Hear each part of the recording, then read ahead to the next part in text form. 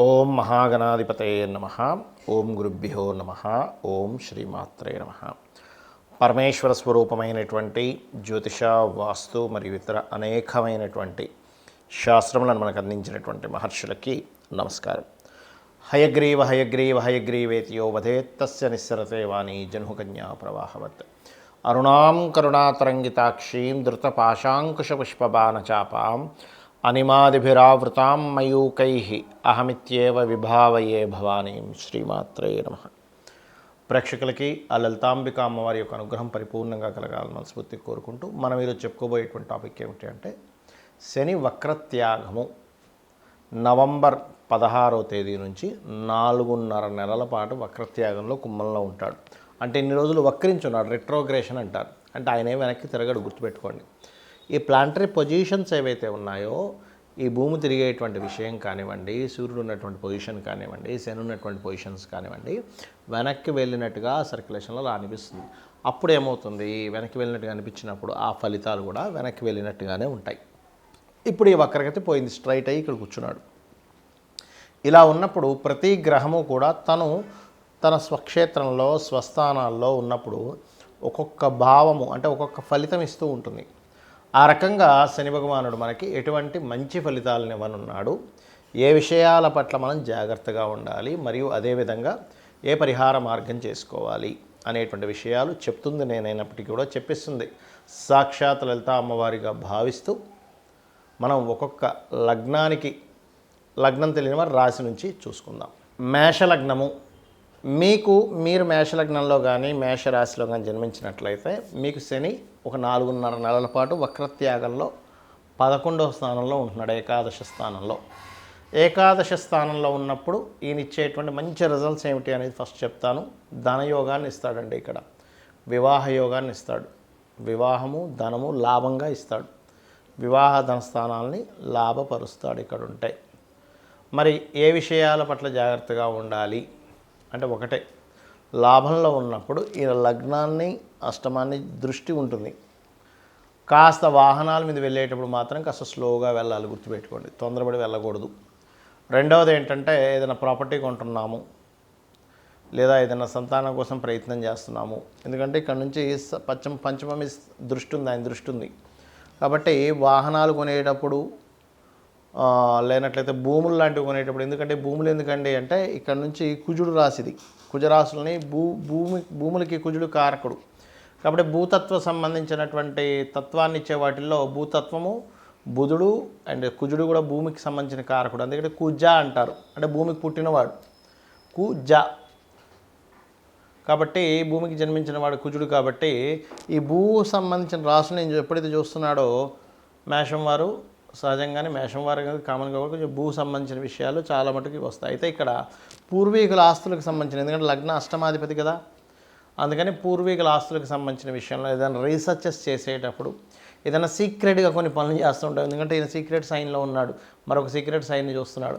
కొన్ని సీక్రెట్గా చేసేటువంటి కొన్ని పనుల వల్ల అనవసరంగా ఇబ్బంది పడతారు అనేటువంటి విషయాన్ని మీరు అర్థం చేసుకోండి. అదేవిధంగా మీడియేటింగ్ ద్వారా కొన్ని డబ్బులు రావడం, అంటే అట్లాగా ఓ భూమి అమ్మిపించాము, కొనిపించాము, ఒక మార్కెటింగ్ చేసాము, దాని ద్వారా ధనం రావడం, ఇటువంటివన్నీ కూడా జరుగుతాయి. సోషల్ పరంగా ఇప్పుడు చూడండి, కొంతమంది యూట్యూబ్ నడిపిస్తుంటారు, అటువంటి వాటి మూలంగా కలిసి రావడం. బట్ ఏదైనట్టుకు కూడా కాస్త మీరు ఒకటే గుర్తుపెట్టుకోండి, ఇక్కడ ఇచ్చేటువంటి రిజల్ట్స్ ధన వివాహ సంబంధించినటువంటి విషయంలో చాలా బాగుంది. ఇక మీరు చేయవలసినటువంటి దేవతారాధన ఏమిటి, ముఖ్యంగా నవగ్రహాల్లో చంద్ర, రవి, గురు, శని గ్రహాల దగ్గర దీపారాధన చేయండి. సూర్య నమస్కారాలు ఎక్కువగా చేసుకోండి. గోవుకి బెల్లం తినిపించండి. అదేవిధంగా ఓం అనాకలిత సాదృశ్య చుబుక శ్రీ విరాజితాయ నమః అనే మంత్రం చేసుకుని, ఒకవేళ శని యొక్క ఎఫెక్ట్ ఏకాదశంలో మంచివాడే, కానీ ఏమైనా మీకు కొంచెం ఎక్కువగా అనిపిస్తే కనుక ఇలా చేసుకున్న అన్ని విధాలు బాగుంటుంది. చాలామందికి ఒక అపోహ ఉంది, ఏమిటంటే శని భగవానుడు అని పేరు వినగానే అమ్మో శని. ఫస్ట్ ఆ అపోహ, ఆ కాన్సెప్ట్ మైండ్లో తీసేసేయండి.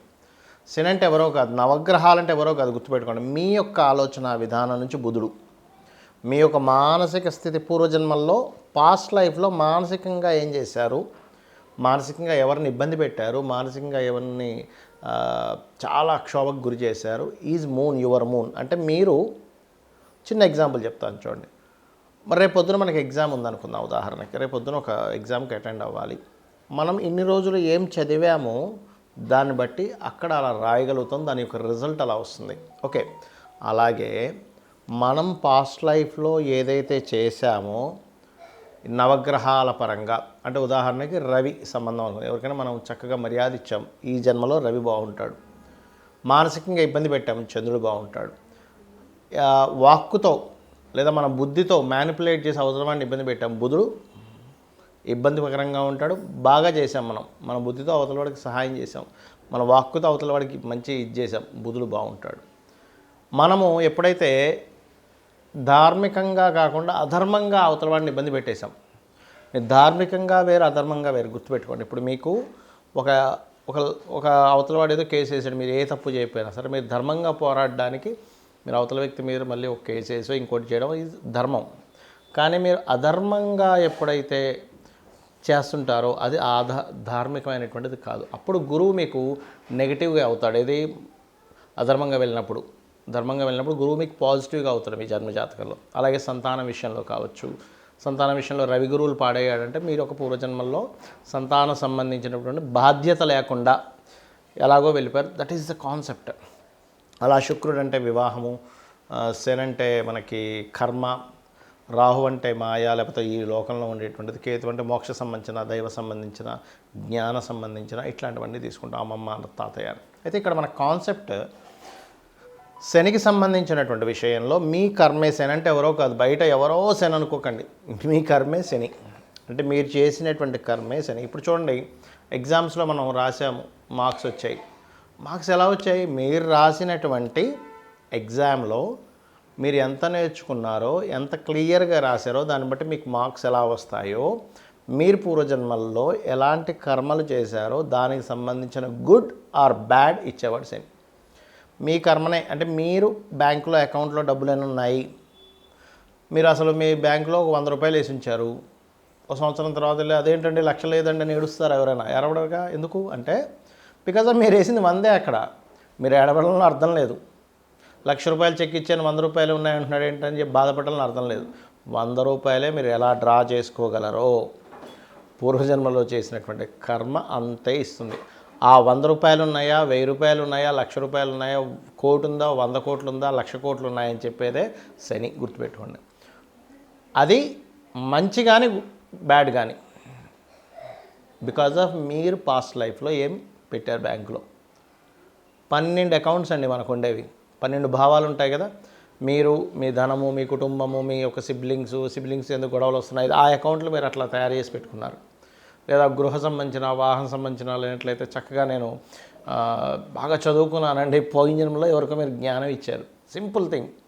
అది శనిస్తాడు మీకు ఆ రూపంలో. కర్మకారకుడు కాబట్టి, వృత్తికారకుడు కాబట్టి, వ్యాపారకారకుడు కాబట్టి, లాభకారకుడు కాబట్టి, ఎంజాయ్మెంట్ కారకుడు కూడా ఆయనే శాస్త్రంలో. అంతేగాని ఎప్పుడు కూడా శాటన్ అనగానే శని భగవానుడు అనగానే గజగజ వణికిపోవడం, భయపడిపోవడం, అమ్మో ఏలినాటి వచ్చిందండి ఇంకేముంది రోడ్డు మీదకి ఇచ్చేస్తాడు, రోడ్డు మీదకి తీసుకొచ్చేస్తాడు, నేల నాకించేస్తాడు, సంఖ నాకిచ్చేస్తాడు. ఇవి కాదు మీరు అర్థం చేసుకోవాల్సి. శని అనగానే ఎంతసేపు థాట్స్ ఇవే వస్తాయి.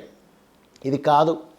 మనం పూర్వజన్మల్లో ఏం చేసాం, ఎవరిని ఇబ్బంది పెట్టాం అంటే ఎవరిదైనా దొంగతనంగా దోచుకున్నామా, ఎవరినైనా మనకు మంచి వర్క్ ఇచ్చినా సరే వాడిని మోసం చేసేసి వర్క్ చేస్తున్నట్టుగా నటిస్తున్నామా, అందుకే జాబులు ఉండవు. గుర్తుపెట్టుకోండి. మనం నటించాము, అవతల పని ఇచ్చి నీకు శాలరీ ఇచ్చి బాబు నా కంపెనీ కోసం నువ్వు పని చేయన్నప్పుడు కూడా మనం నటించామంటే అయిపోయింది. ఎవడైనా ఒక మంచి నాణ్యత లేనటువంటి బిజినెస్ చేసి అవతల వాడిని మోసం చేస్తున్నామా, ఇవన్నీ కూడా శని భగవానుడు అకౌంట్లోకి వెళ్ళిపోతూ ఉంటాయి. మీరు మంచి చెడు ఇక్కడ మీరు అర్థం చేసుకోవాల్సింది శనిని చూసి భయపడడం కాదు, కర్మని అర్థం చేసుకోవాలి. కర్మ ఓకే, నేను ఈ కర్మ చేశాను, యాక్సెప్ట్ చేయడం ఫస్ట్ అర్థం చేసుకోండి, యాక్సెప్ట్ చేయడం ఫస్ట్ నేర్చుకోండి. ఎప్పుడైతే మీరు యాక్సెప్ట్ చేస్తారో ఆటోమేటిక్గా మీకు పరిపక్వత వస్తుంది, ఈ కర్మని చాలా హ్యాపీగా అనుభవించగలుగుతారు. ఇది మీరు అర్థం చేసుకోవాలి. అదేవిధంగా ఎప్పుడు కూడా ఏలినాటి శని వచ్చింది, అర్ధాష్టమి శని వచ్చింది, అష్టమి శని వచ్చింది, శని వక్రత్యాగం అయిపోయింది లేదా స్ట్రైట్ అయిపోయాడు, దీన్ని మీరు భయపడడం కాదు. ఫస్ట్ మీరు చేయాల్సింది ఏమిటంటే ఓకే రైట్, నేను ఏ కర్మ చేశాను, నేను ఇప్పుడు ఏం చేయాలి, అమ్మవారిని పట్టుకోవాలి. మీరు అమ్మవారి నామాల్లో ఓం అనాకలిత సాదృశ్య చుబుక శ్రీ విరాజితాయే నమః చేసుకోవచ్చు. లేదా గోశాలకు వెళ్ళి బెల్లము తినిపించడం, గోవులకి నువ్వులు, తెల్ల నువ్వులు, నీలం రంగు వస్త్రము దానంగా ఇవ్వడం, హోమాలకి, యజ్ఞాలకి, ఒక మంచి కార్యక్రమాలకి సేవ చేయడానికి ముసలి వాళ్ళకి కావచ్చు, లేనట్లయితే కొంతమందికి చేతిలో కాళ్ళు తెగిపడిపోతుంటాయి, అట్లాంటి వాళ్ళకి కావచ్చు, బేదల వాళ్ళకి కావచ్చు, ఏదైనా మీకు తోచిన సహాయం మనస్ఫూర్తిగా చేయాలి, హార్ట్ఫుల్గా చేయడం గుర్తుపెట్టుకోండి. ఏదైనా మీరు దానం ఇస్తున్నా, సహాయం చేస్తున్నా హార్ట్ఫుల్గా చేయండి. మొక్కుబడిగా చేస్తే మీకు ఫలితం రాదు అంటారు. హార్ట్ఫుల్గా చేస్తేనే ఫలితం వస్తుంది. అదేవిధంగా ఓకే, నాకు శని వచ్చాడు అంటే నేను దీన్ని హార్ట్ఫుల్గా ఈ పని చేయాలి అనేటువంటి చేయండి. ఖచ్చితంగా మీకు మంచి ఫలితాలు వస్తాయి. మరి ఈ మనకి ఏంటంటే కొన్ని మాసాలు ఉంటాయి. కార్తీక మాసం, కొన్ని ప్రత్యేకమైనటువంటి మాసాల్లో కూడా వెళ్ళి అక్కడ దీపారాధనలు చేయడము, ఇట్లాంటివన్నీ చేయండి. ఖచ్చితంగా మీకు బాగుంటుంది. బాగుండాలని మనస్ఫూర్తిగా కోరుకుంటూ శ్రీమాత్రే నమః.